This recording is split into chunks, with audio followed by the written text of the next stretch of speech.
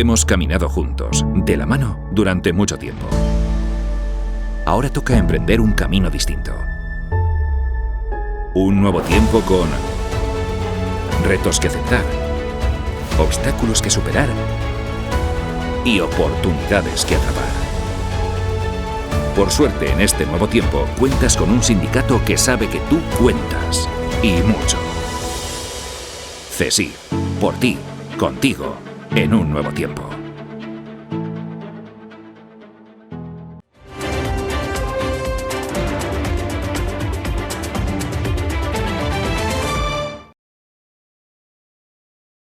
Señor Mohamed, tiene usted la palabra. Gracias, señor presidente. Buenos días. Efectivamente, existe prácticamente una unanimidad en el diagnóstico referido a la situación crítica que vive nuestra ciudad, ¿no? Esto lo ha expresado no solamente el Gobierno de la ciudad, sino el resto de formaciones políticas, y parece que, habiendo coincidencia en el diagnóstico de la situación que padece nuestra ciudad, pues eso recomienda adoptar medidas y actuaciones urgentes, ¿no?, de cara a reconducir un poco el preocupante rumbo que ha adquirido nuestra ciudad. Sin embargo, y por eso presentamos la interpelación, parece que la coincidencia en la situación crítica de la ciudad no va acompañada de un ritmo aceptable en la acción política que se debiera realizar para frenar de alguna manera o mejorar la situación que vive la ciudad. Después de los acontecimientos, de los tristes y lamentables acontecimientos de mayo, que no hay que olvidar que antes de esos acontecimientos ya padecíamos una crisis muy importante en la ciudad, agravada por la pandemia, parece que Ceuta se puso en el punto de mira no solamente de los medios de comunicación nacionales, sino del Estado. Y lo que era un problema parecía también que surgía como una gran oportunidad.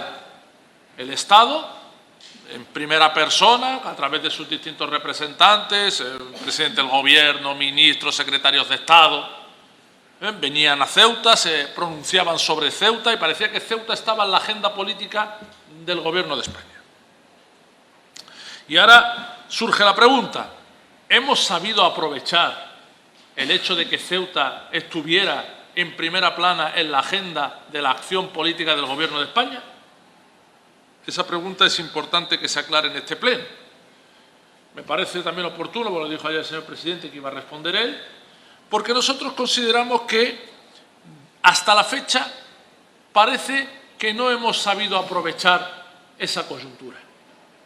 Igual estoy equivocado, pero parece, los síntomas, las medidas que estamos viendo, las actuaciones que estamos viendo, parece que no se corresponden realmente con la envergadura y, sobre todo, con ese espacio que ocupaba Ceuta hasta hace poco en la agenda del Gobierno de España. Lo primero, señor Vivas, parecía oportuno, éramos todos coincidentes en ello con anterioridad a todo esto, pero ya con todo lo que pasó, parecía oportuno, y tal como se ha dicho por parte de gente muy importante en este país, que esto iba a servir lo que ha pasado para que Ceuta encontrase su encaje, y reproduzco palabras literales, su encaje en la Unión Europea. Está en primera plana en los distintos medios de comunicación nacional. Bien, entonces nosotros queremos saber qué se ha hecho, si ha habido contactos con la ciudad hermana de Melilla, porque cuando se habla de encaje en la Unión Europea para Ceuta, evidentemente eso va íntimamente ligado, estrechamente ligado, con la misma situación referida a Melilla. ¿Hemos tenido esos contactos para abordar esta cuestión con Melilla? ¿Hemos avanzado algo en la posible inclusión o no de Ceuta y Melilla en la Unión Aduanera? Teniendo en cuenta la coyuntura, repito, teniendo en cuenta la coyuntura, que esa coyuntura invitaba, señor Vivas, a que se pudieran tomar decisiones, a que se avanzaran en gestiones, si existieran esas gestiones, para avanzar y conseguir algún tipo de objetivo. ¿Hemos logrado algo en este respecto? ¿Han existido esas conversaciones? ¿Cuál es el resultado de esas conversaciones? Luego también hay cuestiones estructurales de Ceuta, que parecía oportuno, conveniente poner encima de la mesa en esas reuniones que ha tenido usted con el presidente del Gobierno, con los distintos ministros, con los distintos secretarios de Estado, que se abordaran y que se avanzara algo en ese sentido. ¿Ha habido algo? ¿Se ha promovido algo? Lo desconocemos. Y creemos oportuno que eso se diga en sede parlamentaria y que eso se diga hoy, porque eso es muy importante para el futuro de esta ciudad y para afrontar los desafíos que se avecinan.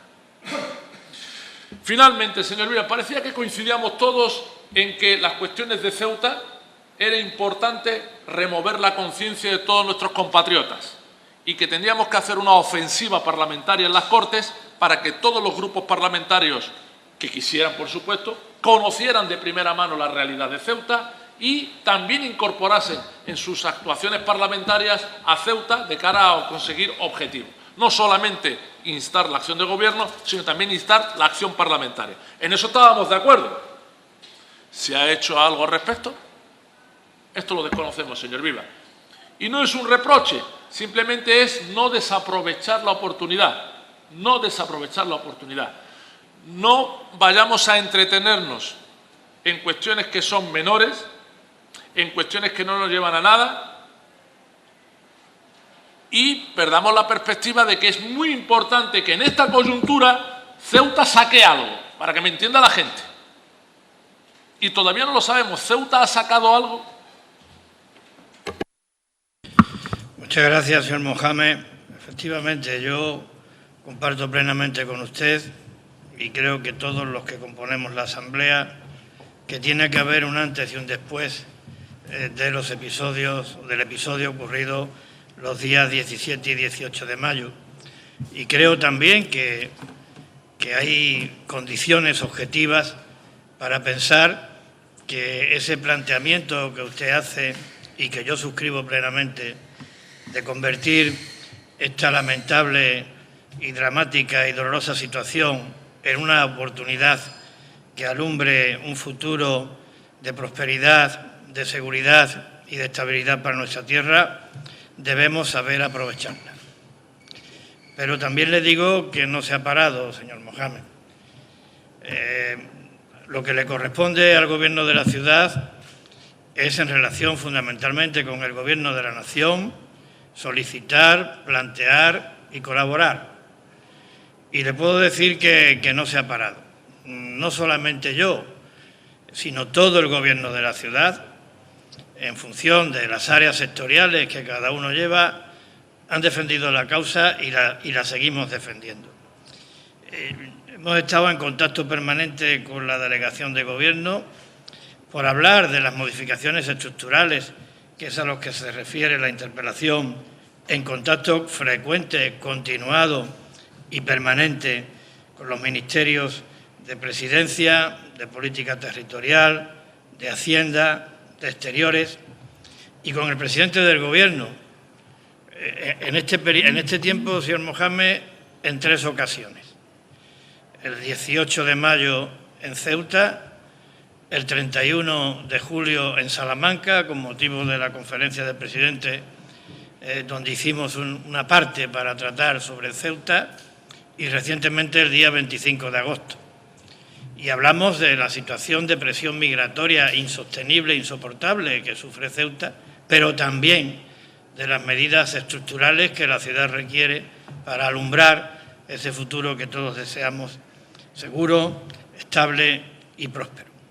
Y también he estado en contacto permanente, yo y los demás miembros del Gobierno, con el Gobierno de Melilla, al que tenemos puntualmente informado de todos los asuntos, y también con líderes políticos nacionales y con el Gobierno de Melilla y con la oposición de Melilla. Yo me he reunido 2 veces con el presidente del Partido Popular de Melilla, con el señor Imbroda, aparte de las reuniones y de los contactos con el Gobierno.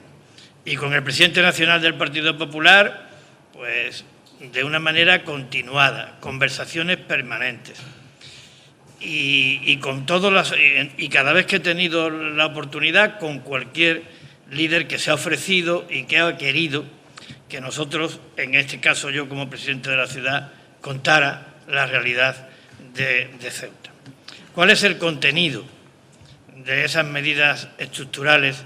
Que yo creo que es importante, evidentemente, descender al detalle de cada una de las medidas nos llevaría muchísimo tiempo y creo que no lo tenemos.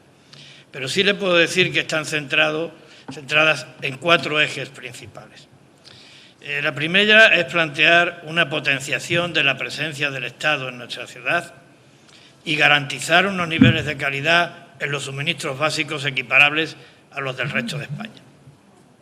Eso consiste básicamente en poner en marcha proyectos que llevan tiempo, muchísimo tiempo, aparcados por distintas circunstancias, por crisis financieras, presupuestarias.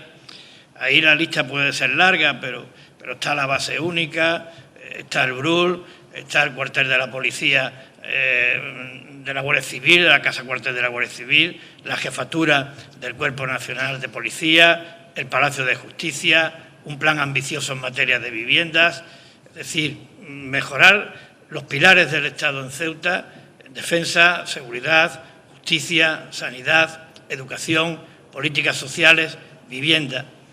Y eso se está trabajando y se están concretando las medidas y se está elaborando esa acción enérgica por parte del Estado. También en este punto de la potenciación de la presencia del Estado, garantizar la suficiencia financiera de esta institución, actualizando y consolidando las ayudas que de los presupuestos generales del Estado recibimos y que dependen de la suerte que corran los presupuestos generales del Estado de cada año. Y en el tema de los suministros básicos estamos poniendo el acento de una manera manifiesta en el enlace mediante cable submarino, la integración del sistema eléctrico de Ceuta en el resto de España. Ese es el primer eje. El segundo eje es el desarrollo económico, que nos parece fundamental. Y ahí hay 7 líneas de actuación. La primera, un nuevo modelo económico para Ceuta, que esté basado en sectores de vanguardia, que cuente con capacidad de creación de empleo y de riqueza y que tenga potencial de crecimiento. También están definidas las actuaciones en ese sentido. En segundo lugar, dentro de este eje, actualizar el REF para que el régimen económico y fiscal especial de Ceuta, que es un elemento estructural de nuestra ciudad, esté actualizado y al servicio de ese objetivo de transformación del modelo económico. Las comunicaciones, abaratar el precio de las comunicaciones de Ceuta con la península, tanto para los pasajeros no residentes en Ceuta como para las mercancías. El puerto en una doble línea de actuación. En primer lugar, que las cuentas del puerto estén garantizadas, haya o no haya operación Paso del Estrecho, porque el puerto es algo fundamental para esta ciudad y requiere de un tratamiento especial dada su condición de infraestructura estratégica. Al mismo tiempo también el puerto tiene que ser tractor económico de Ceuta, uno de los más importantes en las actividades portuarias, en las comerciales, en las lúdicas, en las de ocio. Y le puedo asegurar que hay proyectos de mucha entidad para que este objetivo se consiga mediante colaboración público y privada. La sexta línea dentro de este segundo eje, usted lo ha dicho, la divulgación de la imagen real de Ceuta, que esta es una ciudad encantadora, atractiva, de la que podemos presumir. Cuando la gente viene se queda sorprendida y enamorada de Ceuta y también de nuestros atractivos económicos y fiscales. Y mientras todo esto da sus resultados, señor Mohamed, pues también medidas de choque para la supervivencia de nuestro tejido productivo, de nuestras pymes, de nuestros autónomos. La tercera línea de actuación es la frontera, y en eso coincidimos todos. Una frontera que esté dotada de las infraestructuras y de los medios humanos, materiales y tecnológicos que precisa su condición de fronteras terrestres de la Unión Europea en África y con Marruecos. Una frontera que funcione conforme a lo que es, por tanto, y que parezca lo que es, y que esté en el Tarajal y no en el puerto. Y en cuarto lugar, el cuarto eje al que usted ha hecho referencia es la Unión Europea. Bueno, ha habido un cambio en el Ministerio, pero estamos trabajando con el Ministerio de Exteriores y de Unión Europea en 3 líneas.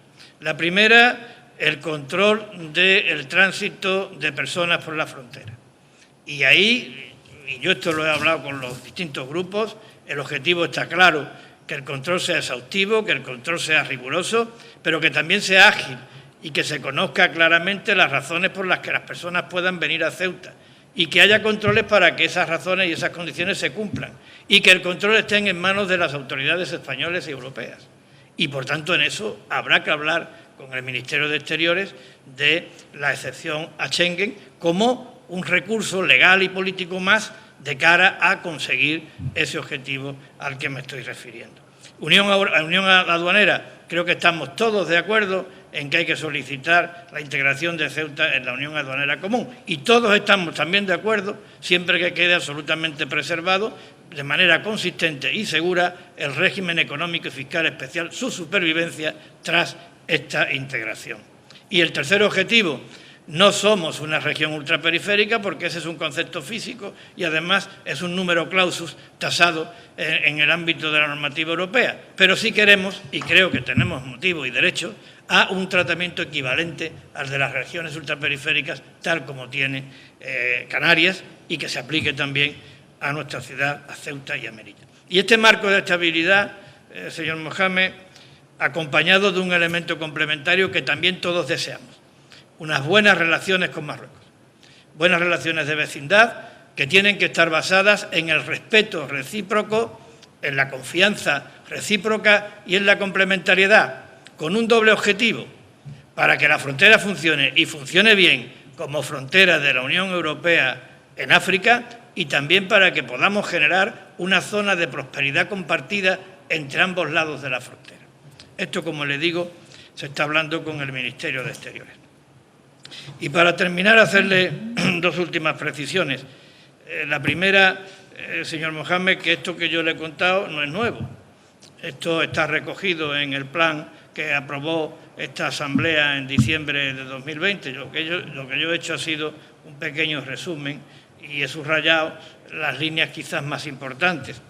Y la segunda, que me parece muy importante, y yo quiero agradecerle a todos los grupos políticos que apuestan por esta línea en esta Asamblea, y le solicito además, desde la absoluta modestia y humildad, que los que están apoyando esa línea de actitud, que no la pierdan.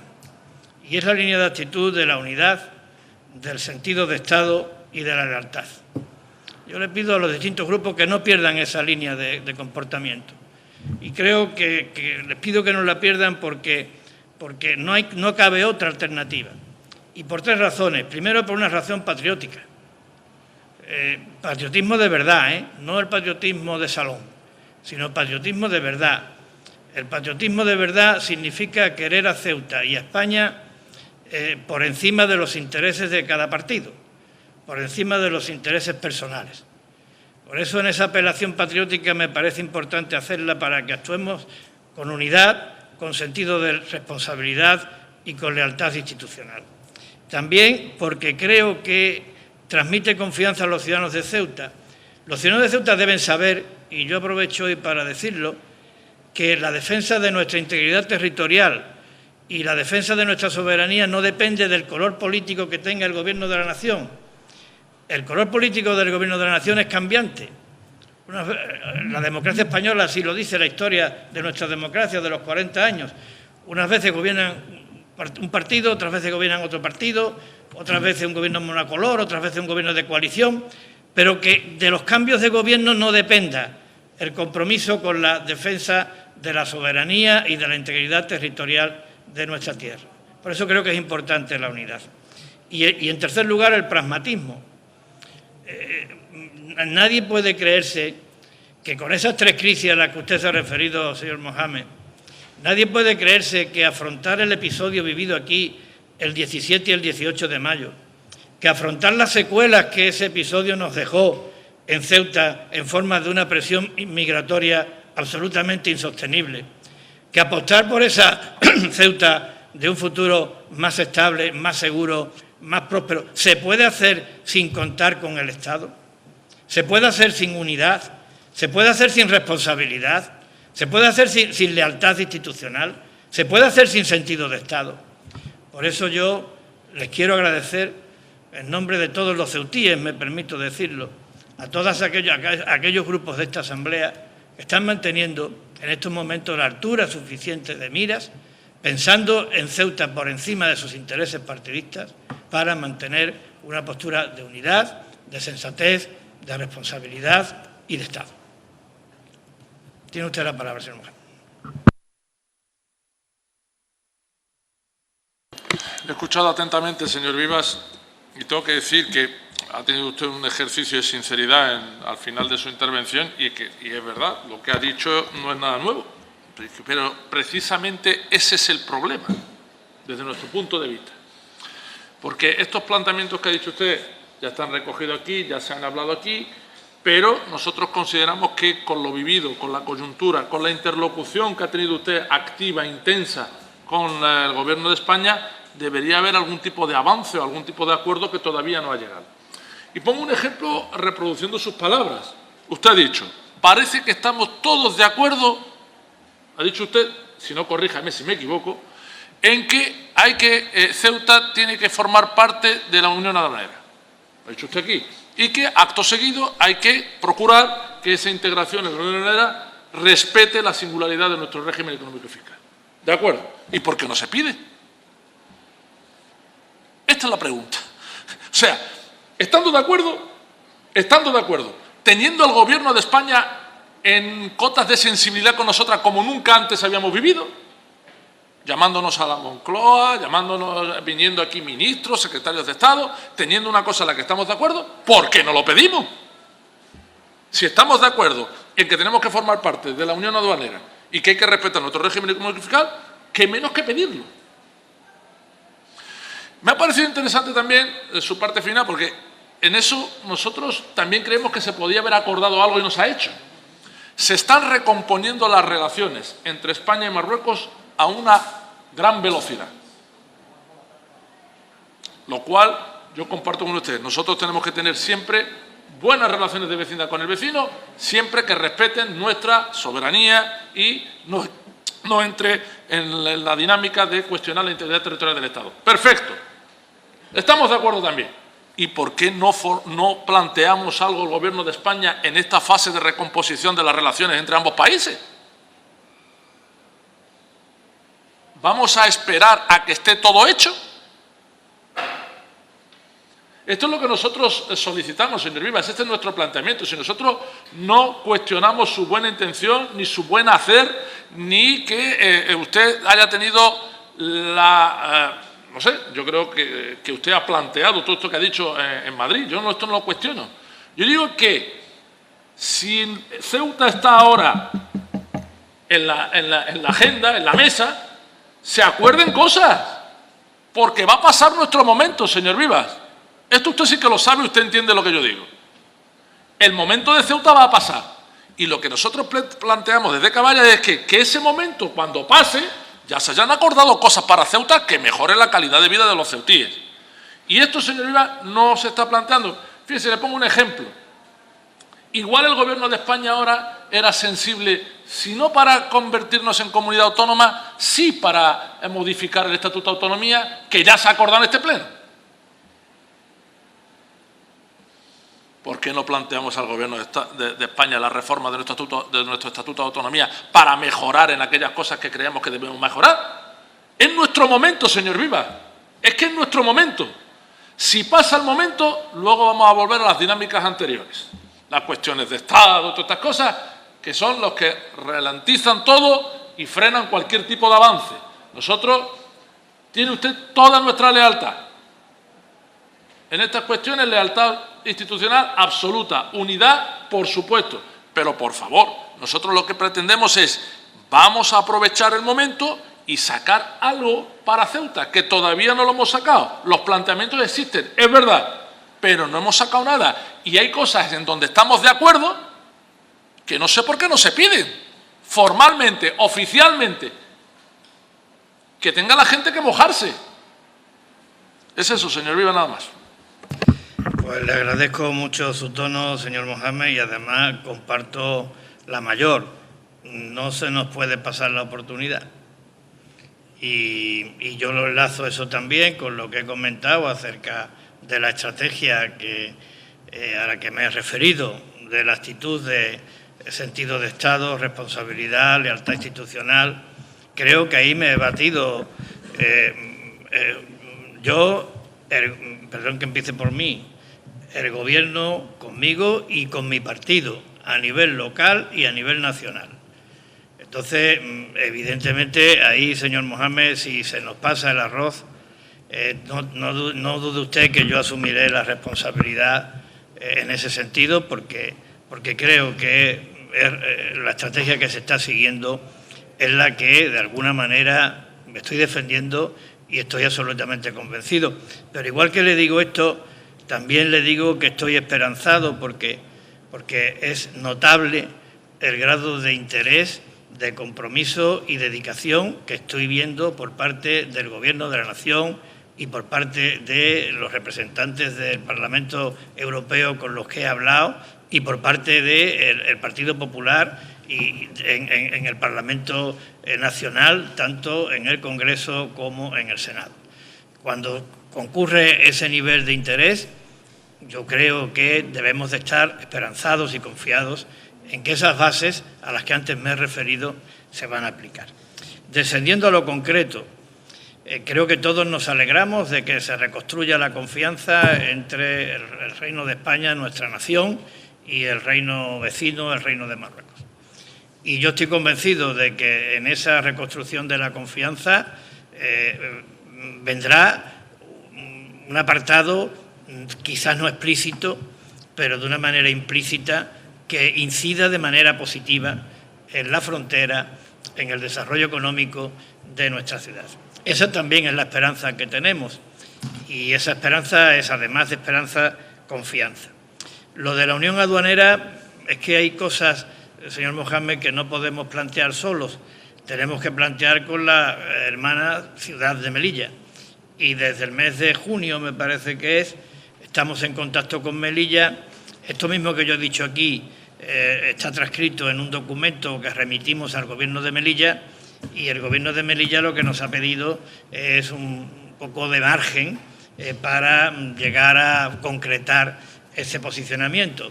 En mis conversaciones con el Partido Popular de Melilla y con el presidente, este asunto sí fue tratado y ahí sí se recoge que las dos formaciones estamos de acuerdo en la integración de la Unión Aduanera, con la salvedad que hemos establecido respecto del régimen económico y fiscal especial. Y debo de reconocerle, porque tengo que ser con usted leal y como con el resto de grupos políticos, que en ese relato, en esa relación de asuntos prioritarios que le hemos planteado al Gobierno de la Nación, no figura el Estatuto de Autonomía, porque creemos que ahora hay otras urgencias que atender antes que una posible modificación del Estatuto de Autonomía o de la conversión de Ceuta en comunidad autónoma. En eso debo serle sincero, porque creemos que lo urgente es atender la presión migratoria que Ceuta está sufriendo en estos momentos, situación insostenible, y al mismo tiempo también sentar las bases de un futuro estable, seguro y de prosperidad para Ceuta. Muchas gracias. Hemos caminado juntos, de la mano, durante mucho tiempo. Ahora toca emprender un camino distinto. Un nuevo tiempo con retos que aceptar, obstáculos que superar y oportunidades que atrapar. Por suerte, en este nuevo tiempo, cuentas con un sindicato que sabe que tú cuentas, y mucho. CESIF, por ti, contigo, en un nuevo tiempo.